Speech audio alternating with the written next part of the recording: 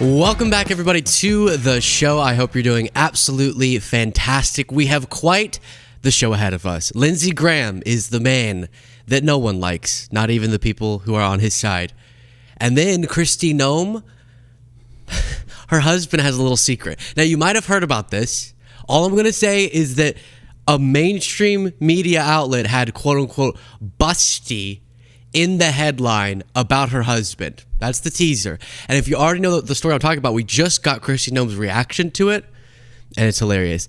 And of course, Iran war updates, Kirk trial updates, and even more. Let's jump in to this.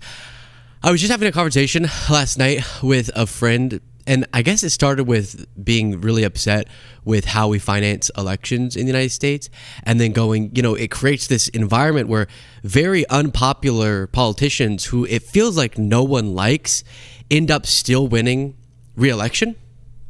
Great example of that's Lindsey Graham. Who is still voting for Lindsey Graham? We don't know. I've talked to people who are big Trump supporters or who are proud Republicans, and even they don't like Lindsey Graham. Fox News doesn't seem to really like Lindsey Graham. Look at this segment where they cover Lindsey's Disney World extravaganza. And single and childless South Carolina Senator Lindsey Graham dropped into the Magic Kingdom in Orlando, Laura. He claims he was doing business in Florida, a lot of it at Chef Mickey's at the Contemporary Resort. You can see Mickey in the background. And then he was later seen walking through Fantasyland with a pink bubble gun. What is Lindsey doing? I don't know why he's there, but it's a very weird world after all, I guess. No, it's a very small world, I would say. That ride still haunts me, Raymond. I think I went on it with your...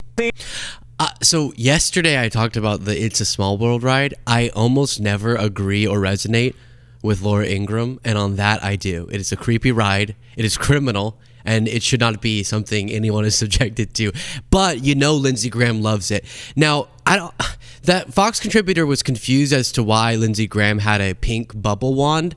Well, as I alluded to yesterday, sometimes it feels good blowing bubbles up your butt, is what Lindsey told me. We did reach out to the senator's office for comment, and that seems to be what he was using the bubble wand for, which we are unclear about and a little bit disturbed by. Then you have this as well. We got photos of Republican Senator Lindsey Graham enjoying some time at Disney World in Florida. And Democratic Senator Chris Coons certainly didn't like it when reporters pressed him yesterday about Congress being off for 2 weeks. Take a listen.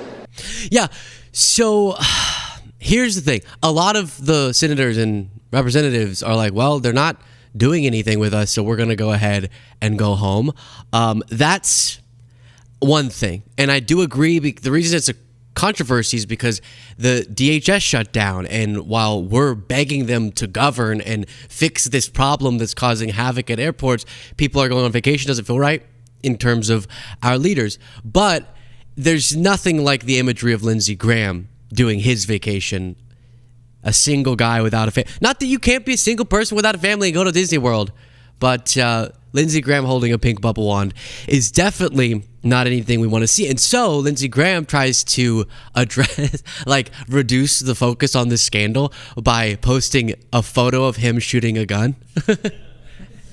Which is the most cringe. He said, spent some time breaking clays in Edgefield County today. Doesn't get much better than that. Sure, Lindsey. This was a photo from 2 years ago. As everyone's talking about him wandering around seemingly alone at Disney World with a pink bubble wand, doing who knows what with, he then posts a photo of himself shooting a gun like a man. Now, you saw Lindsey Graham there being called out on Laura Ingraham's show.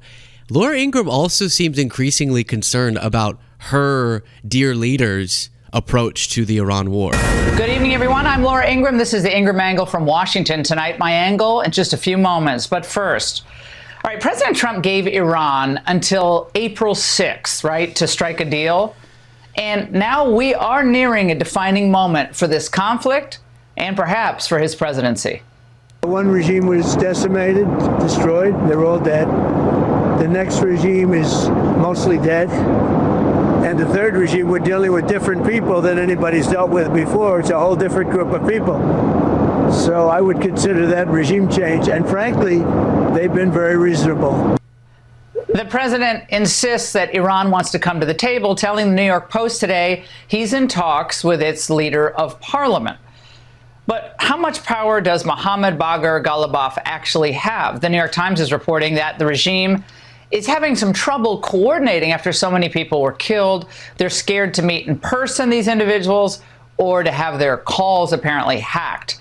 With different leaders in place, Iranian negotiators may have little knowledge about what their government is willing to concede, or even whom precisely to ask. So if we cannot come to some type of peace deal with people who can't be trusted, then what? Well, looks like the U.S. is going to escalate. President Trump is already warning of widespread further damage, threatening to hit electric generating plants, oil wells, and Carg Island, as he's reportedly considering sending ground troops in to secure the uranium. Now, knowing what little time we have and how quickly this can spiral out of control, we still have a lot of questions. For instance, was the president fully briefed about the risks of all of this from the beginning? And was he then able to take it all in and understand the complexity of this, how complex it could actually get, and further possibilities of casualties or other damage, the difficulty of dealing with these people? Or was he told this would be relatively quick in and out? So obviously this is happening on Fox News, which is essentially a state TV network, propaganda for the Trump administration, almost completely. And so whenever you interpret it through that lens, what she said there is pretty damning. Because if you heard, she was asking, was Trump told the complexity of this and did he take it in? Meaning, did Trump's brain process how severe this action really was?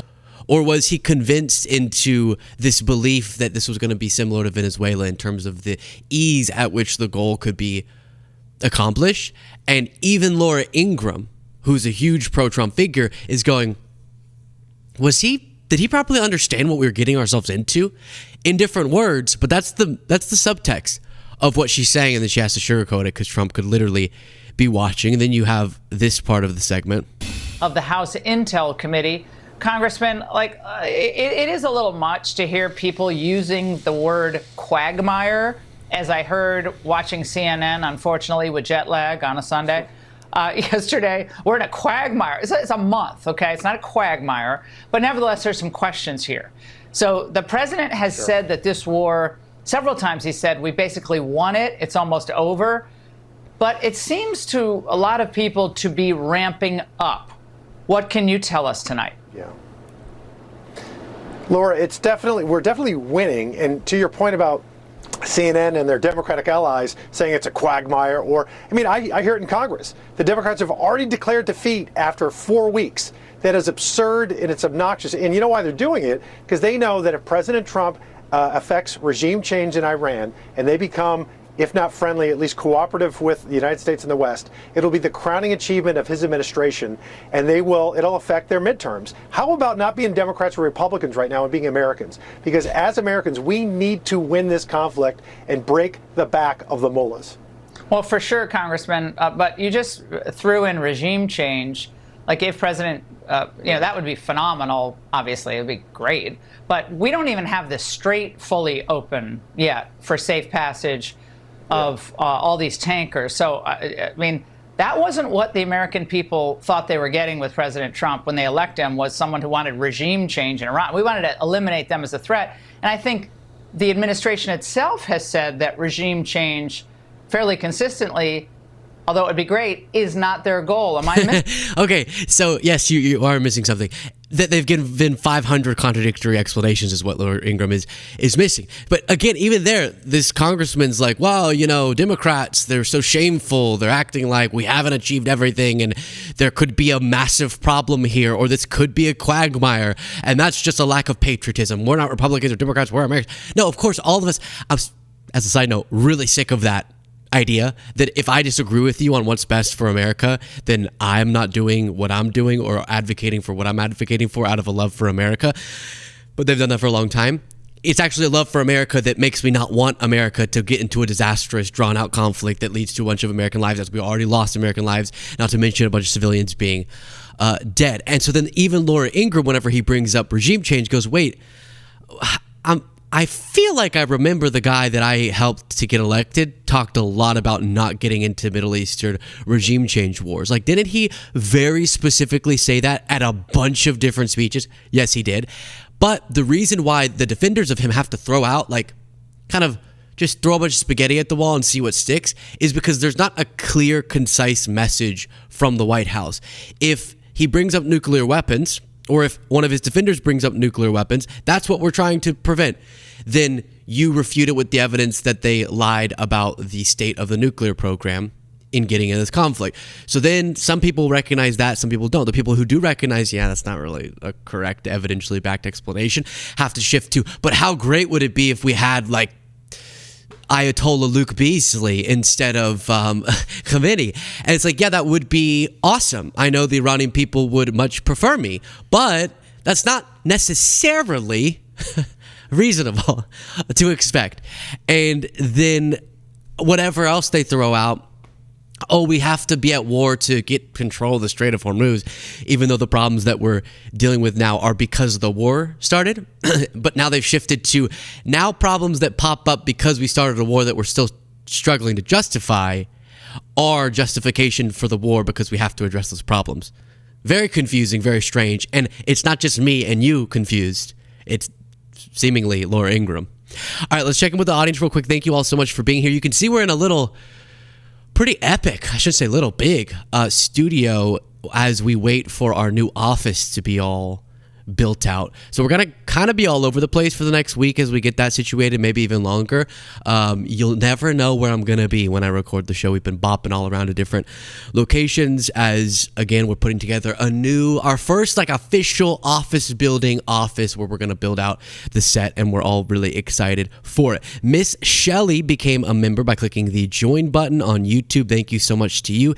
Katie Pop 2 said, I like your shirt. Makes your eyes look pretty. Thank you. We're going to get to a raunchy story here in just a second, so stick around. But I want to finish getting through some of these audience feedback. Maz became a member by clicking the join button. Toby or not Toby said, R.I.P. Jaden's ankle. Hope it is feeling better. He's chugging along. 6 stitches is actually his shin, and is a champ. David said, at Luca Beasley, I have a theory of what happened to you medically. A friend of mine had a car crash and then suffered from unbearable migraines. He then moved to Texas and improved dramatically because of the difference in altitude. I know you lost your memory in a crash years ago. Maybe so. Maybe so. I should specify, I said I fell off of a moving vehicle. It was a golf cart. And then I slammed my head. I actually did get in a car wreck too. Oh, hey, maybe you're right. Maybe I just can't go in high altitude anymore after my 2 different accidents. I'm not telling you the car wreck story. Don't ask. Hey, don't ask. Hillary Badillery gifted a membership. I appreciate you so much. Let's get into this. You may have heard by now that Kristi Noem's husband has what was described in a bombshell new report as a secret life. Okay, a quote unquote busty bimbo secret life. Okay, I have some photos for you. YouTube algorithm / AI analysis function. The photos I'm about to show are of balloons or artificial boobas. They are not real, so don't think this is inappropriate content. Thank you so much, YouTube gods. Now, you might have heard of this, but what I have now that is the funniest thing I've ever heard in my life is Kristi Noem's response to this story. And it's rough, okay? So before we get to her reaction, of course, Kristi Noem is now the former Secretary of Homeland Security, and then she has some job in the administration that I don't really know what it is. But here was the Daily Mail piece, okay? Secret double life of Kristi Noem's cross-dressing husband, Brian. The pouting The pouting, busting, the pouting, busty bimbo photos and trove of explicit messages. Ooh, ah. Now, do I care if some dude finds it kinky to get big old boobas on, and then like walk around the house and be like, Kristi, I have boobas? No, I don't care. Fine, do it. Do what you want to do. Have fun. But this is the same exact movement that spent years distracting from their own policy failures and substantive garbage in meaningful issues by obsessing over drag queens and how they're a danger to your children. No more dudes in dresses. Right, but it seems the dude in dress is coming from inside the house. Okay, so here's a photo. Cute. There's Mr. Brian with, again, YouTube, these are artificial. These are not real. These are looking like, they just look like balloons or something. We've all done that, by the way, too. You know, you're like funny, you grab some balloons, you put them on your shirt, and you're like, ho. But apparently this is not just a, which again, to each their own, but not just a, I did a funny thing at a party, but like a lifestyle. Brian Noem, the husband of former Secretary of Homeland Security Kristi Noem, was accused on Tuesday of living a double life as a crossdresser obsessed with donning huge fake boobs and talking to fetish models online. In a jaw-dropping report published on Tuesday, Daily Mail chief investigative reporter Josh Boswell and senior reporter Ben Ashford, those reporters had fun with this story, huh? I love the, hey, Josh, Ben, come here. I got a scoop for you. You want to write up this story about Kristi Noem's husband's boobs? Published several photos of a man identified by the newspaper as Noem posing for the camera in large fake breasts and hot pants while pouting. I love the note about the pouting. And then here's some of these photographs. And again, we're getting to the best part. Okay, I mean, you know, so podcast listeners, picture like a dude in a tight running outfit, you know, like a gym outfit that a girl usually would wear to the gym, but he has fake boobas and is like doing a sexy pose with his biker shorts on. And then taking a photo of his buttocks. So it's cross-dressing, right? It's cross-dressing. And the funny part is not that I think this is a scandal. I don't. I'm just sort of like, hey, I have a great friend, Cole, who loves doing that stuff. No, totally kidding. Not at all. Not at all. But if you did, I would not judge you. And it's the contradiction of they acted like this was the big danger, despite the leading cause of death for children in the United States being gun violence, or the mass exploitation of children in a lot of contexts that had nothing to do with the LGBTQ community, that they would be fixated. But instead of those things, they would be fixated on culture wars, like drag queens doing something terrible to your children. And meanwhile, it's actually the Homeland Security Secretary's husband who likes the boobas, the busty boobas. The two reporters also spoke to several fetish models who claimed to have an online relationship with Noem involving bimboification, a kink centered around women becoming real-life Barbie dolls with gigantic proportions. Kristi Noem's husband is today revealed as a secret crossdresser who dons gigantic fake breasts and pink hot pants to chat with online fetish models. So the model gets dressed up like a Barbie doll, and then Brian does too? That's the thing? Okay. Hey, who claimed no lavish praise on their surgically enhanced bodies, confessed his lust for, quote, huge, ridiculous boobs, and even made indiscreet remarks about his 34-year-old marriage to former Homeland Security Secretary Kristi. So, listen, some of these are notable. I mean, it sounds like he's kind of, is that cheating? It feels like cheating to get on a phone, whatever, even if it's like a Zoom call, virtual boobification night. You know how during COVID you had to like play board games but over Zoom, or play a card game, go fish over Zoom. He was doing boobification over Zoom, or bimboification, excuse me, wrong word. Okay, we're still getting to Noem's reaction, which is the thing that is most notable to me.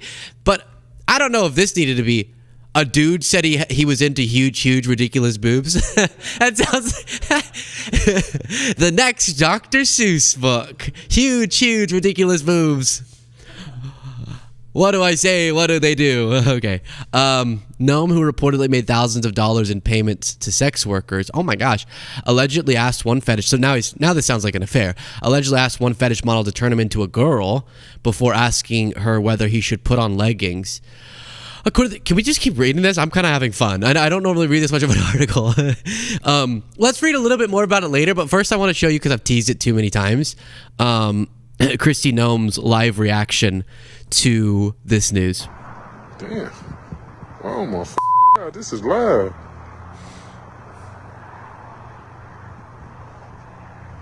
They don't even see. They gonna kill her. They gonna beat the out of her. Look. Y'all seen it live. So that obviously was not Kristi Noem. That was someone running away from the police. And I don't know what this person did. Don't run away from the police. But like, if you're going to, that was impressive how she got out of that window. That police car is this story. And that woman is Kristi Noem. Okay, that's the metaphor. Because Kristi Noem is running away from it. And so here's the reaction. It's, so her husband is a boobificationer. Bimboificationer. Former Department of Homeland Security Chief Kristi Noem is devastated by salacious allegations that her husband, Brian, lives a double life in which he dabbled in cross-dressing and chatted online with fetish models. Miss Noem is devastated. The family was blindsided by this, and they asked for privacy and prayers at the time. They should have said at this time, but at the time. They asked for privacy and prayers. Whoops on the privacy part. Sorry. No, really. I actually am genuinely sorry. I promise after we're done with this story, then I won't talk about it unless something gets updated, then we'll talk about it again. But prayers. Do we do a prayer? Lord, I sit here today thinking of Kristi and her husband's boobs, and I just ask that you enhance them to the best of your ability. Please, why did you give him this kink? Dear all-powerful soul, why can't you let him have the ridiculously huge boobas? Why did you do? Oh, amen. Okay. All right. So she asked us to pray. We prayed. Okay. Is that so wrong? No, it's not. Yeah. So there's that. I don't know why I found it so funny that she said they're devastated. You knew this was happening. You're the Department of Homeland Security Secretary. Don't you have like all of the important agencies under your tutelage? Couldn't you have found this out? You're supposed to be tracking down the most dangerous criminals, but you can't track down if your husband's dressing up as Barbie.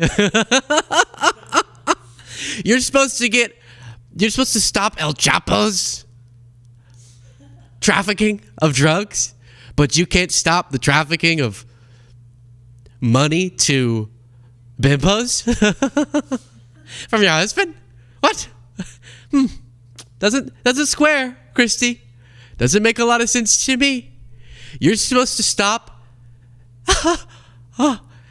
Ella's cartel so bad. I forgot what it was. El cartel de los so bad. But you can't stop the booba lover?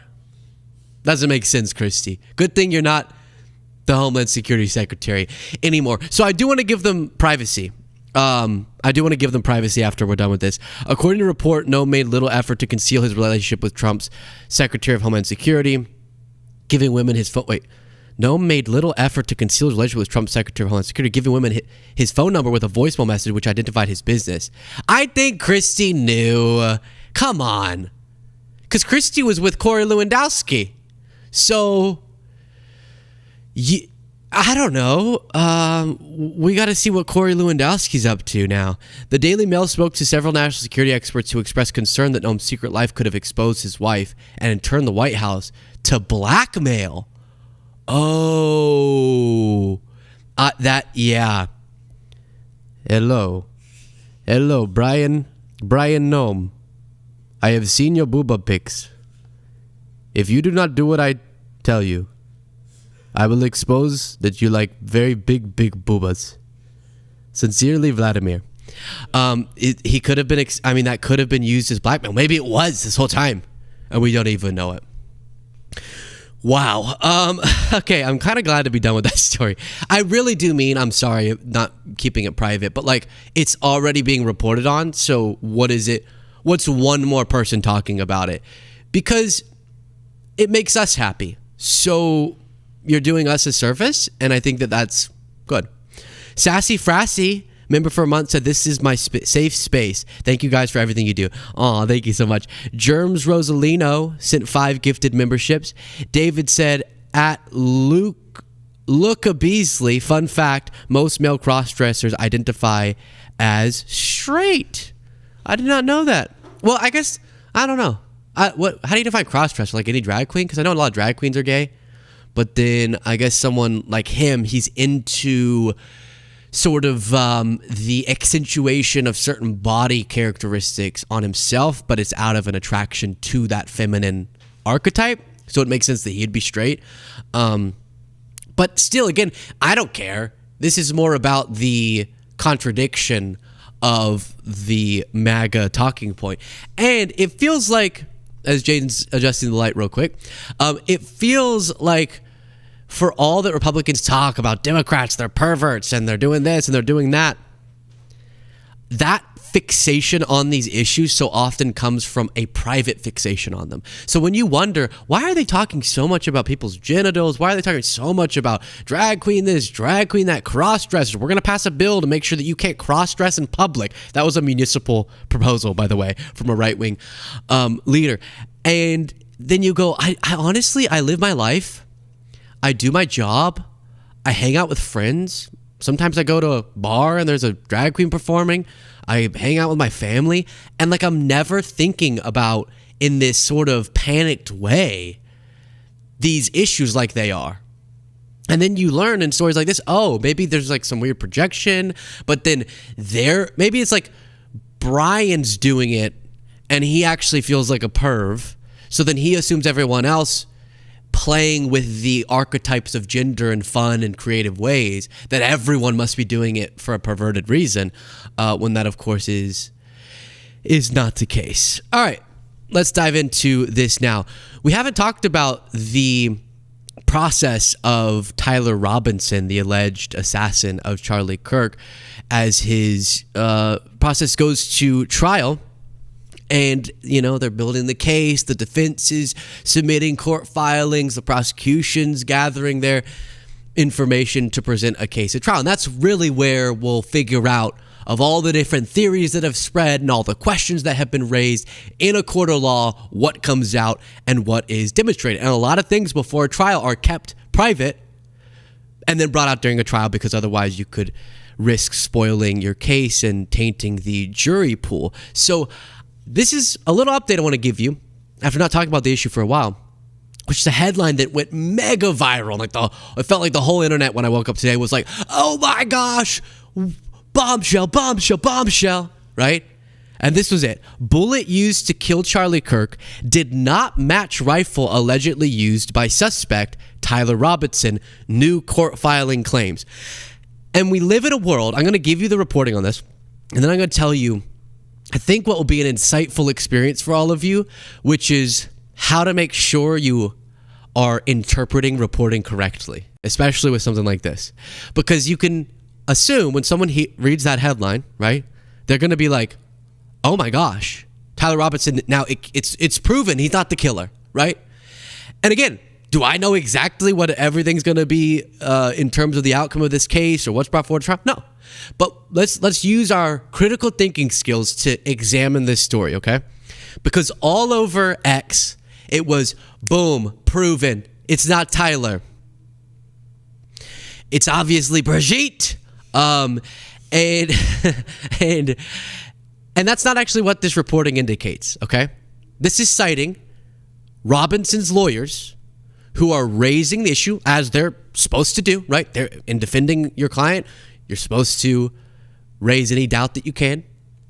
they're pointing to the fact that there wasn't a conclusive outcome. You know what? I'm spoiling it. I don't want to spoil it. Hold up. Let's watch more reporting from CBS, and then I'll tell you the headline version of it versus the more insightful, well-informed version of interpreting this story. Because again, if you went online, you would be convinced that that headline means the bullet did not come out of that gun, okay? That's actually not what the court filing is indicating, but let's watch. The defense team for the... By the way, before we do, okay, you hopefully come to me for some fun. We have some fun, right? And then also to be straight up with you and honest and help you understand issues in a factual and rational way. Anytime I go, all right, here's a little correction on a salacious story, doesn't mean I know the ultimate truth about whatever we're talking about for certain, but just like let's orient ourselves in the most factual way possible, understanding what we do know and what we don't know.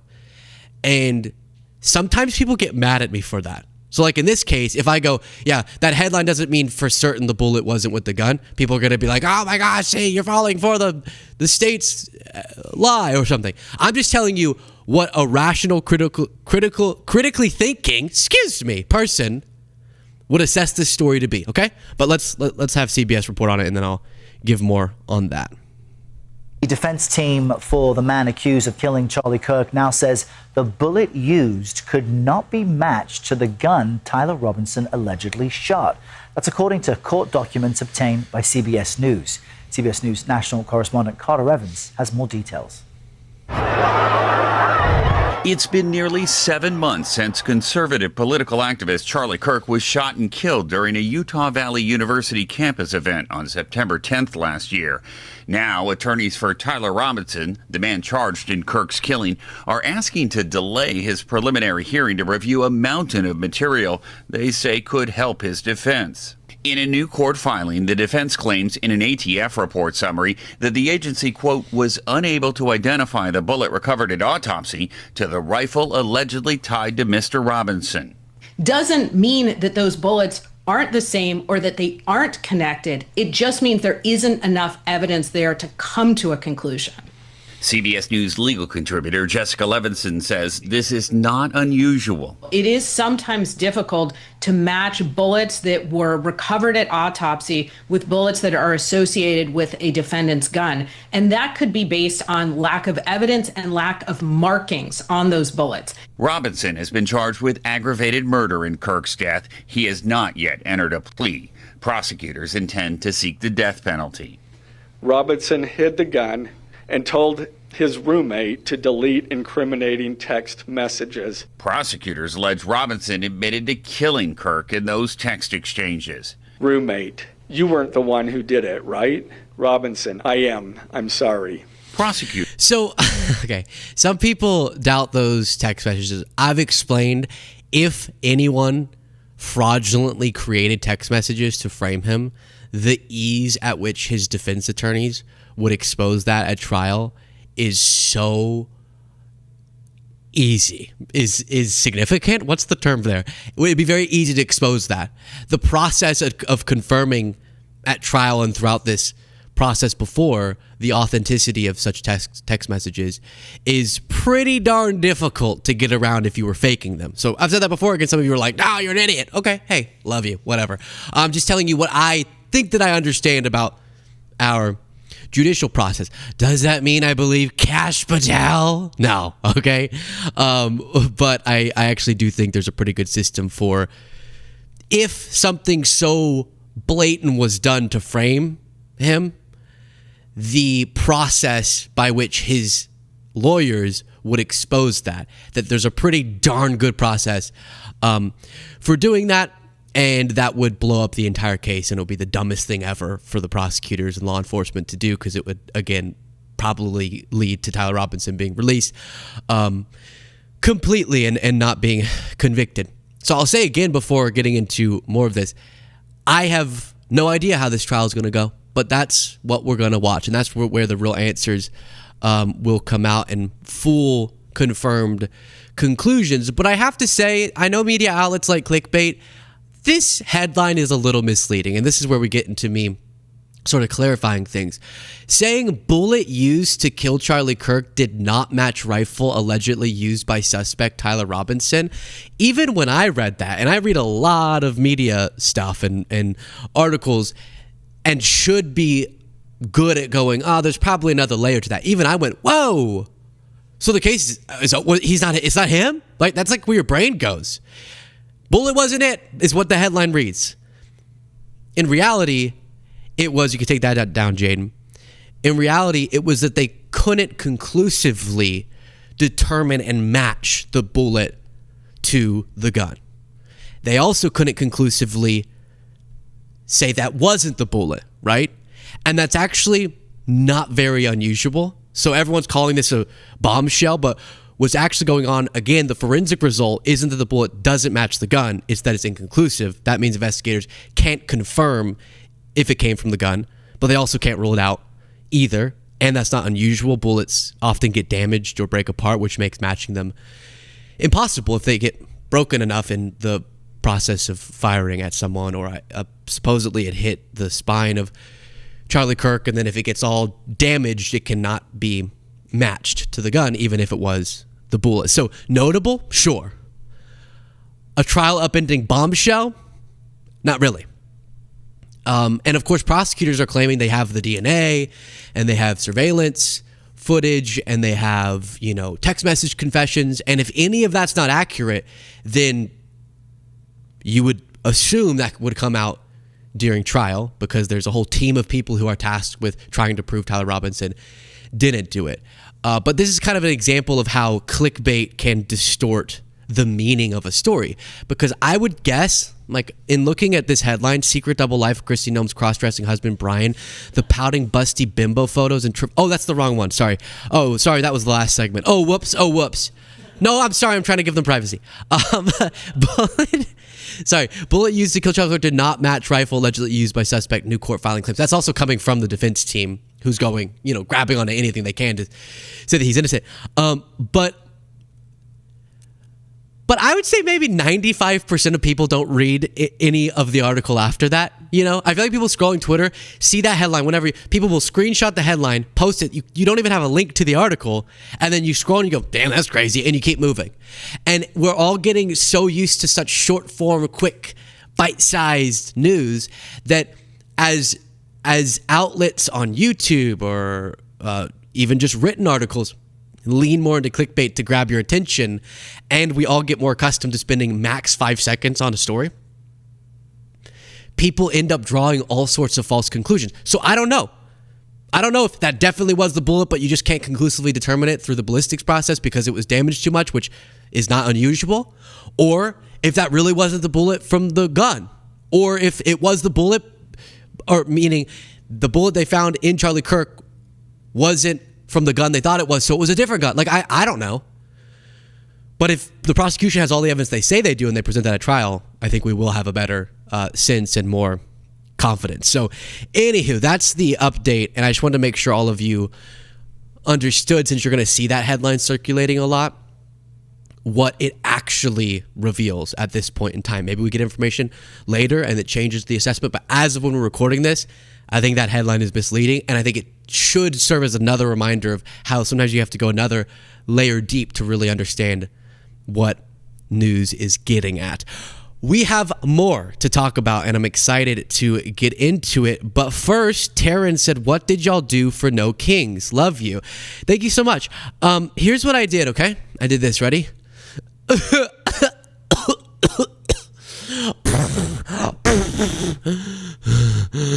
I was really sick. So I wasn't going to go into any No Kings protests and breathe all over people because that would be rude of me, and I'm not that guy. So I am so inspired by and hyped about the turnout, but I was, of course, too ill to go. And then I already thank Germs Rosalina for the 5 gifted memberships, and then you have Maggie Pie saying the Mao Make Marriages Unhappy Again movement. True. Pondering Politics, Josiah said, is this the new studio? Looks good, bro. Thank you, Josiah. No, do the back camera. This is cool, huh? I mean, how legit is that? Legit. is where I would place it. This is just a temporary setup. A wonderful, wonderful gentleman let us film out of here for today while we're working to, and probably tomorrow while we're working to get our new office all set up. Now we discuss this. A former employee of Alex Jones is exposing just how fraudulent Alex Jones, the right-wing provocateur and conspiracy theorist, is. And how when you go, gosh, I feel like he just always has a dramatic story, which, by the way, isn't how the world works. The world's pretty dramatic, but you're not always going to happen to stumble across the most bombshell conspiracy theory ever that will force you to watch hours and hours of his show. So sometimes you got to manufacture those things. And that's what came out because of a new book. Before we get to it, though, if you don't know Alex Jones... You don't know Alex Jones? Oh, okay. Well, before we get to the big story, let me remind you of who Alex Jones is. Trump's our wife, the American people's wife. We're married to him politically. And then we catch somebody taking him away and taking him off to their house. And Trump's got his legs up behind his ears, and Lindsey Graham's in there with Netanyahu double teaming him. And we're coming over to the house saying, hey, honey, you need to come out here with us. I'll let it pass on this. We'll go to counseling, or we're getting a divorce. You got Cat Turd pulling on my shoulder going, hey, let them gangbang Trump and us at the same time. And I'm watching Lindsey Graham and Netanyahu, double team. Okay, I'm going to play more of this. I'm going to play more of this in just a second. But, hey, you thought of this too long. Hey, we got the metaphor. You thought of it too long. You were sitting last night, standing in the shower, thinking about this. And then Lindsey Graham spreads apart his legs and he says, incoming, yeehaw. This is how my grandpa taught me to do it. And then you got Netanyahu who comes around the front, and then they're Eiffel Tower. Why have you thought of this so specifically? Once you start describing how Trump's legs are bent by, and he's actually more flexible than you would expect, you're off target. And I'm like, no, that's ours, not. I'm sorry for the analogy. Alex is saying he's against the Iran war. I'm against the Iran war, but that's ours. Only I get to bang Trump. He's my wife. I'm sorry for the analogy, but that's it. I mean, you got Pound Town going on right now, okay? And the triple team, Huckabee's in there too.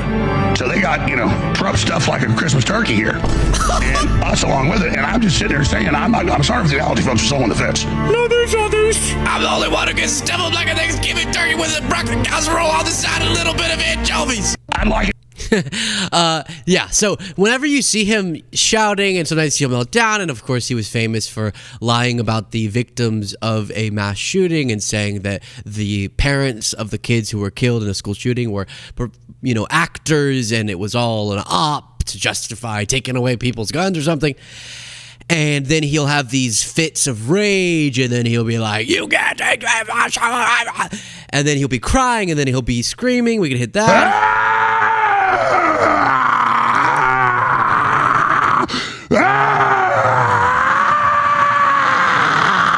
I really don't know why companies make water this small.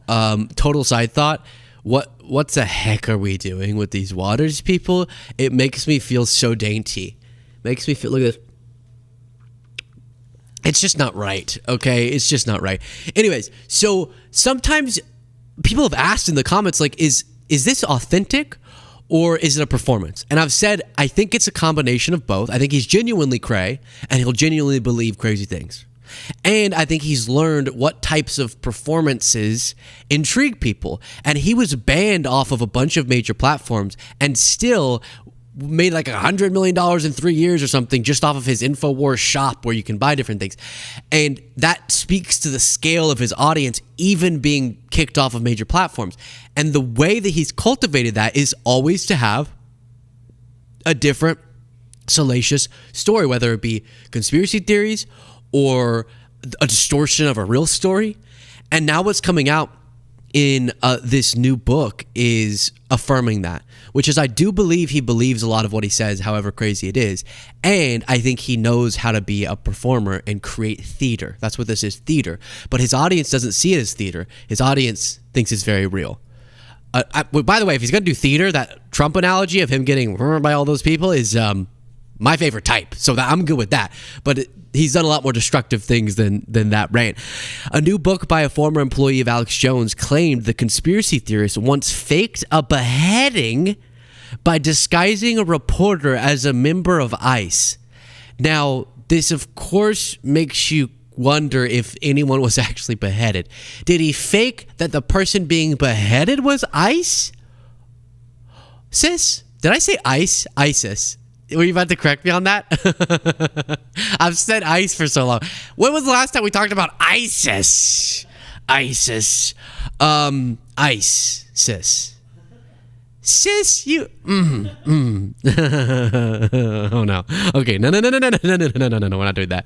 Okay. So ISIS, or was the beheading fake? I think the beheading was fake too, and the person wasn't ISIS.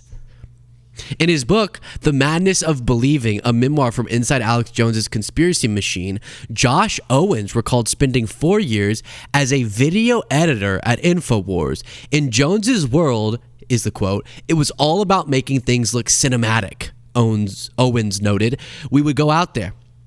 We would shoot videos, and almost like Vice News, like we were in the weeds, we were showing what was really going on, but it was nonsense, it was lies. This is a former staffer of Alex Jones alleging this. Owens said in one instance, Jones had wanted to capitalize on right-wing claims that ISIS had a training base across the border in Juarez, Mexico. After finding no evidence of ISIS, Owens and the Infowars team were ordered to dress as a reporter in ISIS garb. Dress a reporter in ISIS garb. There we go. They went on to film the reporter crossing a fake border carrying a severed head prop. So one of the people, part of the Alex Jones team, dresses up like ISIS, which we're only hearing about this now, so I'm assuming it wasn't obvious that this was a fake ISIS person. But when I picture Alex Jones dressing someone up like they're ISIS, some crazy images come to my head that make me believe now if we went back and looked at the footage, we'd be like, okay, come on. We just happened to find a little stream that looks like it could be the real grind.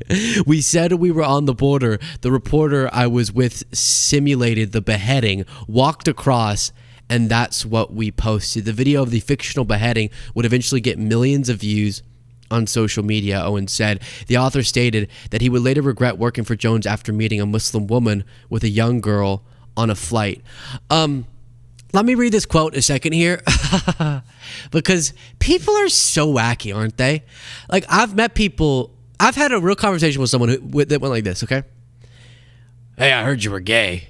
And I'm like, sexually, relationally, but not in any way other than that. What do you mean? Like Tucker Carlson? Define gay. What do you mean by gay? Gay? Like, what does that word even mean? Why are you gay? And I was just watching an interview with Tucker, and like every question he would go, what does that even mean?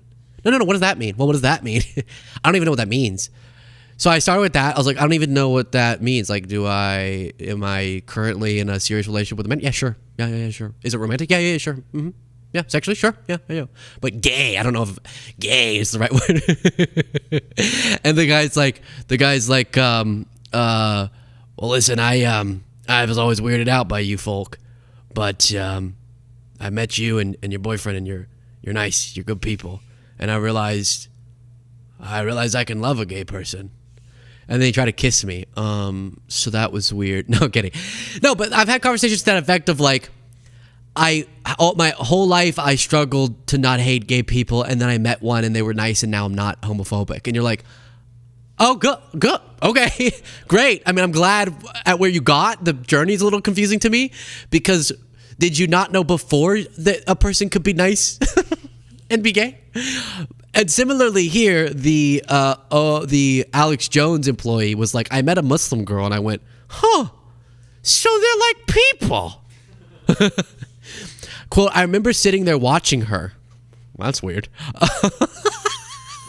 Sitting on a flight, Alex Jones employee looks over, and there's a Muslim woman, and he's like, I wonder what she's gonna do. And it sounds so cheesy, but it was just this moment of like, these people didn't do anything. There's no reason for suspicion. It's just racism. It's not like after that I changed everything and all of a sudden became a good person or started to do the right thing, but it did start to make me look at things a little bit differently. Okay, again, you got to the right conclusion. I don't want to shame you, but we try to have fun on the show, so just know if you're watching this, sir, good job getting to the right place. But come on, that's funny. I thought you were about to say I sat next to a Muslim woman. We had this great conversation. I asked questions that I realized were rooted in bigotry and the decency she treated me with, and the way that she explained the context of her belief systems really moved. It was just, I looked at a woman. I looked across the plane and I was like, she's Muslim, but she hot. And I said, I'm not Islamophobic anymore. Hey, that's my point though. I hadn't read that quote yet. Did I not just give that exact, like, that's what happens to people. They go, I met you and I went, you're cool. And then my homophobia went away. Similarly, I looked at a woman and I went, why am I hating on this woman? Now, I do understand if you've been indoctrinated into hateful views, sometimes you can have like an enlightened moment where you just look at someone living their life normally. You don't even interact with them. And you go, they're just a person living their life like me, annoyed that someone's jumping in front of them on the plane on the way out, even though if you are at all decent, you understand that this row goes and then this row goes and the row behind that goes and the row behind that, and the people who try to jump ahead of you and act like if they don't get off the flight 10 seconds earlier they're gonna die, that they should go to a gulag. Like, we all are feeling that. We're all people. We're all thinking of different ways to torture the person who tries to come up from 3 rows back and go ahead of you when you're exiting the plane. That's just people. I don't care if you're Muslim, you're Christian, you're Jewish, you're Buddhist. Okay, the Buddhists, all peaceful. They're also thinking about torturing that person. Okay? Let me just tell you for a second. They're going to get like one of those big Buddha statues and chuck it at. That's just what people do. We're people. We're people. We're only people. And Owens realized that. And I find that incredible. Good job. And then I do appreciate that he's exposing this stuff about Alex Jones. Checking in with the audience, Drizzter said, so that sounds dirty. You drizzed her? Oh no. You barely know her. You tell me you drizzed her?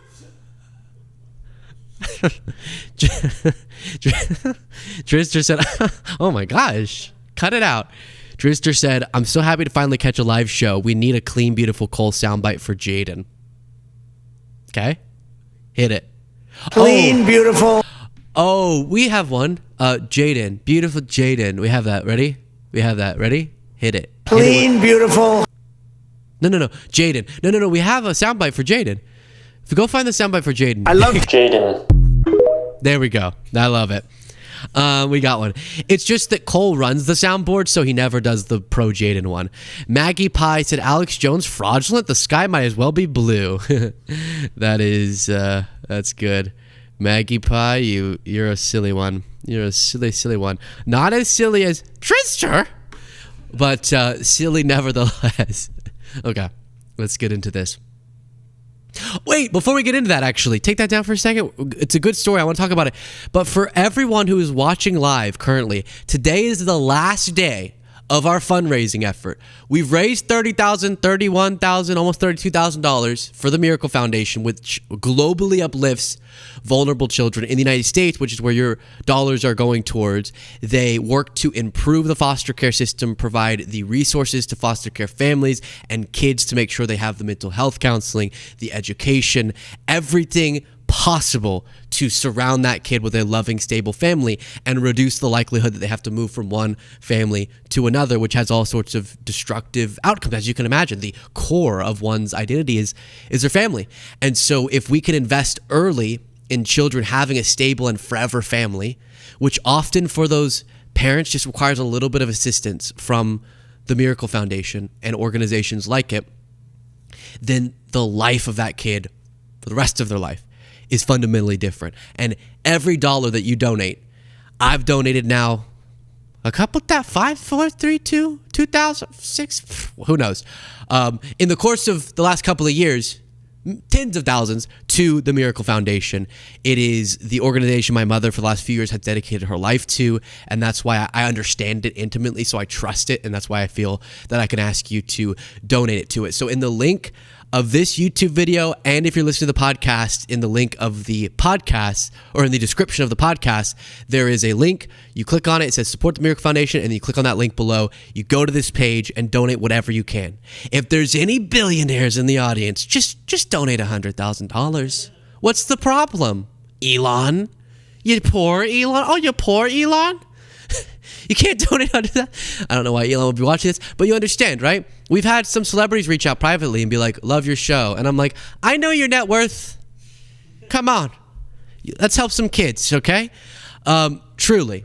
Link in the description. Today's the last day that we're doing this fundraising effort.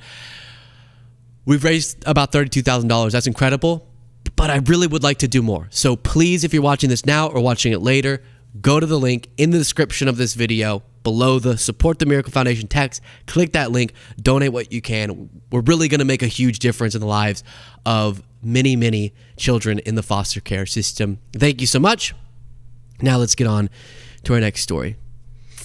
You know, one of my criticisms for Chris Cuomo in the past, since he left CNN, was that he sometimes, in my opinion, does a sort of performative both sidesism. It's not that both sides shouldn't be criticized, they should, but it's that if you make a false equivalency between a leader like Trump and a leader like Kamala, you're actually being disingenuous. The facts, if there's factual information, for example, about the impact Trump's economic agenda would have on the economy versus Kamala's, you should report on those facts instead of trying to make it, well, they both have ideas and who knows, but because I don't want to seem like I'm favoring one side. That's just an example. So that's been my critique of him. But I've noticed that the propaganda coming out of the Trump administration, the corruption coming out of the Trump administration, and then the disorientation in relation to the Iran war coming out of the Trump administration has really aggravated Chris Cuomo, and he's been more sharp than usual in his criticism, and I'm happy to see that. And here he took a call from a Trump supporter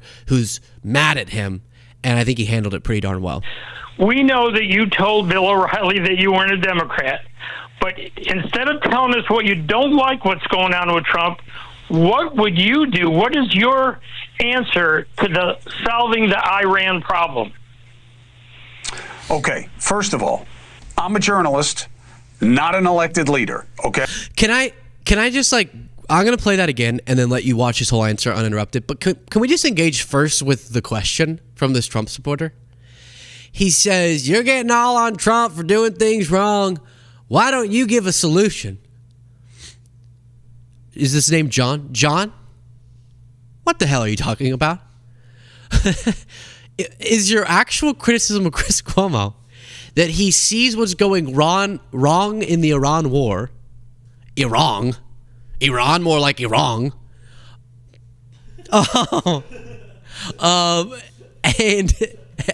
And that Chris Cuomo should think up the geopolitical, military, and economic solution and hand it to Trump? If you're going to criticize him, you should come with a solution. Wait, what?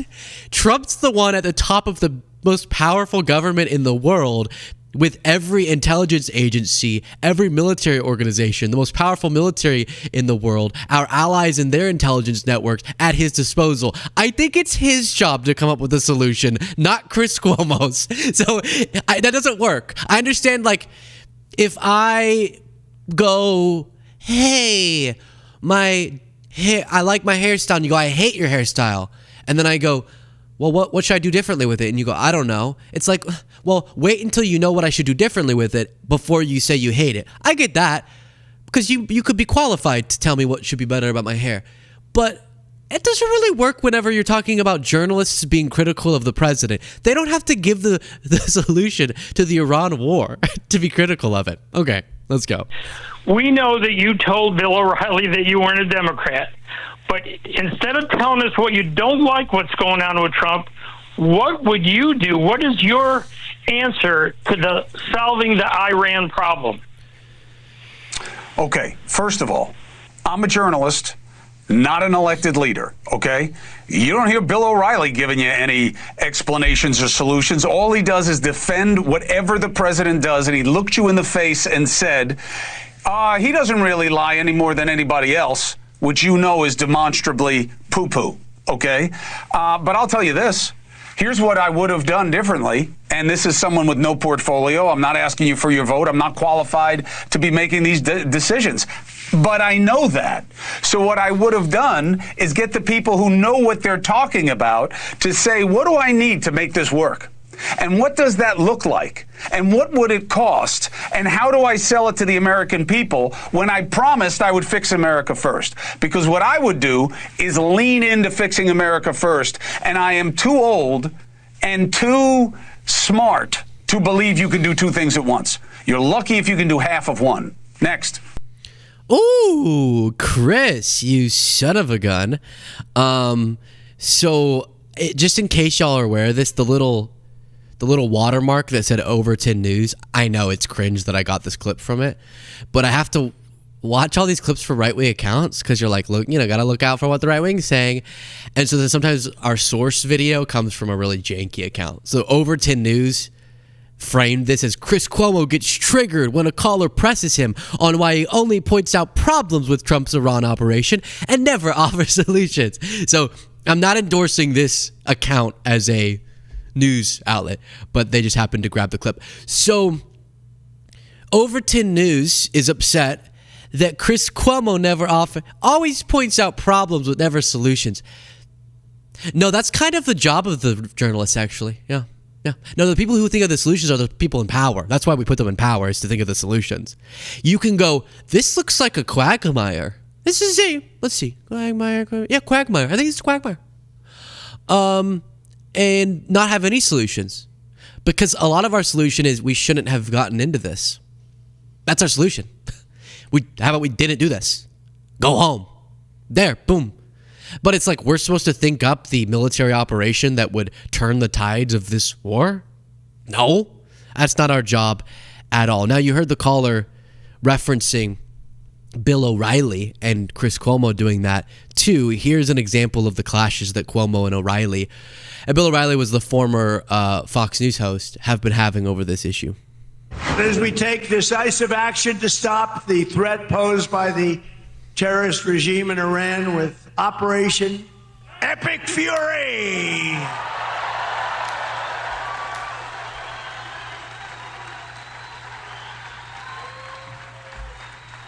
Is that a great name?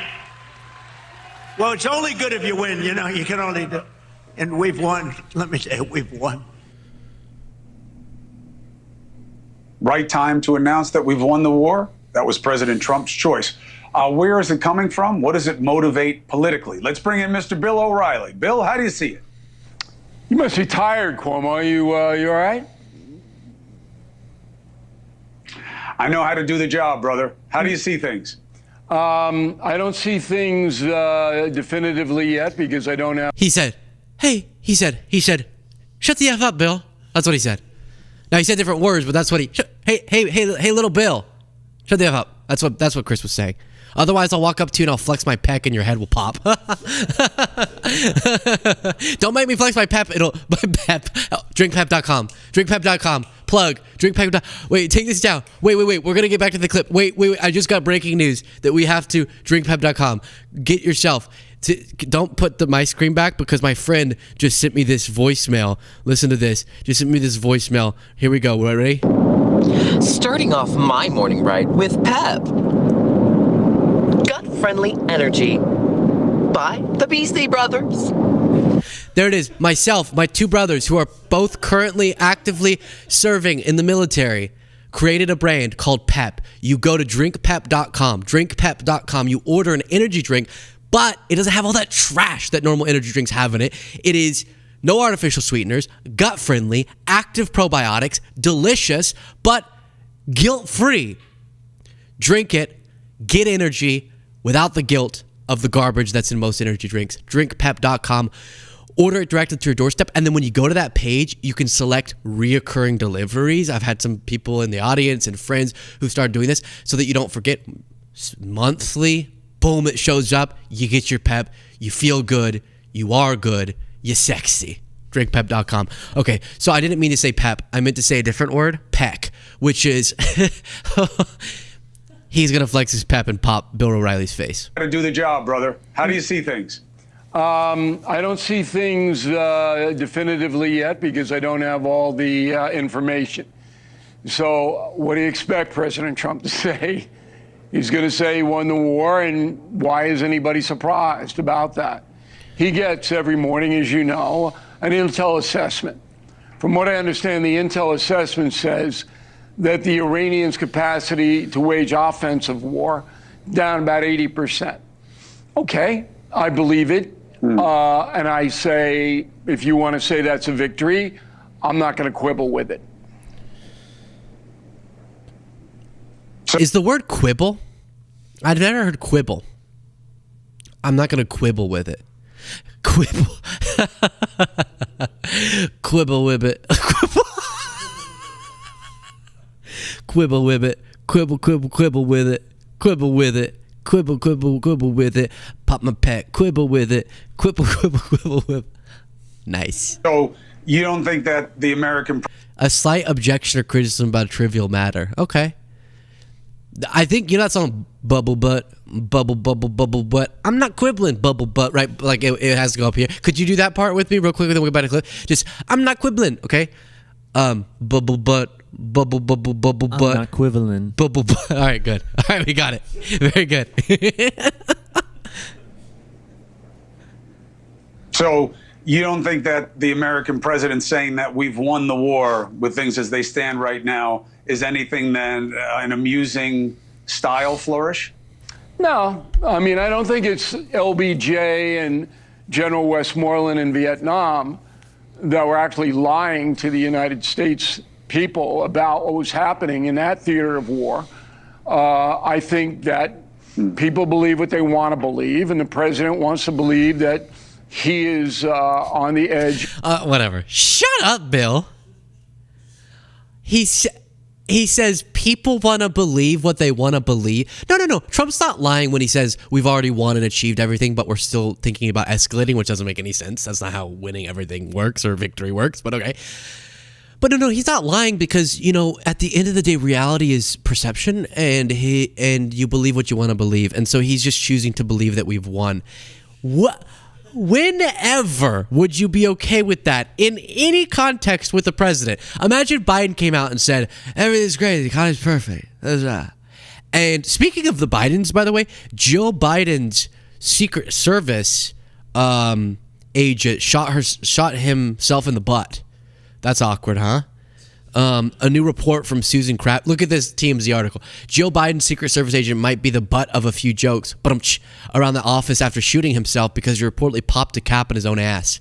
That's TMZ. I didn't write that. That's TMZ's article. So imagine Joe Biden said, Secret Service shot himself in the butt. Listen, the economy's great. I believe it's great. And then someone came out and went, listen, people believe what they want to believe, and Biden chooses to believe the economy's perfect. Would Bill O'Reilly be like, fair explanation? No. Same thing here. Facts matter.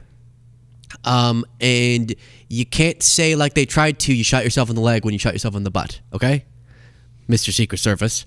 Now I'm mixing points here, but it's called the weave. I do the weave. Okay? I do the weave. Yeah. Okay. Intuition Jen said, arrived late. Great haircut, Luke. Thank you. Yeah, it turned out good. Sometimes I don't like... my cheeks, that's unfortunate, turning kind of red. Intuition Jen, cut it out. Sometimes, you get a haircut and you're like, oh, dang, that kind of ruined the vibe I was going for. But I have found the most amazing barber, and I would consider us friends now, and he knows me. I don't even say anything. I just sit down, and he just, boom, does the haircut. He doesn't tell me how much do you want off or anything like that. He knows it, and I love it. I highly recommend getting like a barber that you know well and that you go back to always if you don't already. Maybe I'm saying the most obvious thing ever. But like, growing up you go, oh, sports clips or, budget cuts. And then every time it's a different person and they're like drunk and angry. And then, you can have bad haircuts, which you don't want. Did you get a haircut? Yeah. I'm so sorry. This is the first time I'm noticing. No, I know. Yeah. No one mentioned it to me in the office. because, and I always mention theirs, you know, even when they don't get a haircut, just every day I'm like, nice haircut, to make sure I don't miss if they ever do get a haircut. I do the same thing with birthdays. Okay, let's jump into this. I think something that upsets a lot of you and me too is that it felt like there was a lot of coverage constantly about Biden's age and mental acuity, despite this dumb revisionist history idea that no one would talk about Biden's cognitive. That wasn't true. I remember covering panel after panel discussion of Biden polling, too old, too old, too old. People think he's too old. People don't think his brain's working fast enough. And then Biden would go, reporters would be like, Mr. President, what do you say to people who think that your mental acuity isn't there enough to be president? And he would say, you're the sucker. You're the loser. Sure. Or he would go, watch me. So constant coverage, despite this new thing, like there was a cover up and no one talked about it. Yes, I'm sure the staff around him tried to do everything to make sure people didn't realize that in different areas he was struggling, but there was plenty of coverage. So then it's kind of annoying. It doesn't feel like there's the same level of coverage on Trump, who is older when he was inaugurated than when Biden was inaugurated, who's obviously suffering from age-related decline. It's different. In Trump's case, it's not talking quietly or, you know, telling a cannibal story or something, but it's still very notable, even compared to 5-10 years ago, Trump. And so it was good to see a MS Now host, Katie Tur, did a deep dive into this subject. Is Donald Trump well? Is his head in the presidency? Does he have the mental acuity to lead this country? More people are starting to doubt that, beyond, of course, Democrats who have always doubted it. This is being borne out in 2 new polls. The first one from the Washington Post, ABC, and Ipsos, which finds a number of people who think he lacks the mental sharpness to serve effectively, is now climbing 56%. And the second from Reuters and Ipsos, which shows 6 in 10 Americans now say President Trump is becoming more erratic as he ages. That includes a growing number of Democrats, independents, and Republicans. Why is that? Well, the apparent sleeping during cabinet meetings and Oval Office visits, probably they're not helping. Neither are the stories about how he's forcing his top aides to wear his preferred brand of shoes and buying them in incorrect sizes that he's guessed they wear. He also doesn't sound as energetic and... I know feet. Come here. Come here. Caroline, where's Caroline? Come here, let me see your feet. I can pick a shoe size for you. I could just eyeball it. Small foot, big toes. clear as he did even a few years ago, comparatively speaking, of course. Case in point, the wild decides mid-thought. He has always done that to a degree, but now he's doing it in the middle of White House cabinet meetings, largely defined by deadly serious issues like the war in Iran or alleged political prosecutions. Listen to this one, when the president took a sharp left turn during complaints about what he argues is criminally wasteful spending for construction at the Federal Reserve. You could have done that building if it was properly done and planned. You would have done that building I would have done it for $25 million, and it would be better. It would be better. See this pen right here? This pen is an interesting example. It's the same thing. So this pen is very inexpensive, but it writes well. I like it. But I can't have the pen the way it was. You know what it is. I don't want to give too much publicity, but they do treat me well, Sharpie. So I came here. They have $1,000 pens. Beautiful pen, ballpoint. I'm still confused about that part. Obviously, it's weird that he's talking about Fed renovations, and he goes, look, this is an example. This is a pen. It's a little pen. You can write with it. You can stick it in your nose. So many different things. It's a pen. Sharpie. Ah! And then everyone starts laughing. I still don't understand that part. Why do they all laugh when he said Sharpie? 1,000. It was gold, silver, gorgeous. But I'm handing out to kids that don't even know what they are. What is this, Mommy? And it had another problem. They didn't write well. There's no ink in the pen, and it cost $1,000. This one, I called the guy. I said, I'd like to use your pen, but I can't have a gray thing with a big S on it. He said, I'll paint it black. I said, that's nice. And I could even paint the White House on it, sir, if you like, in gold.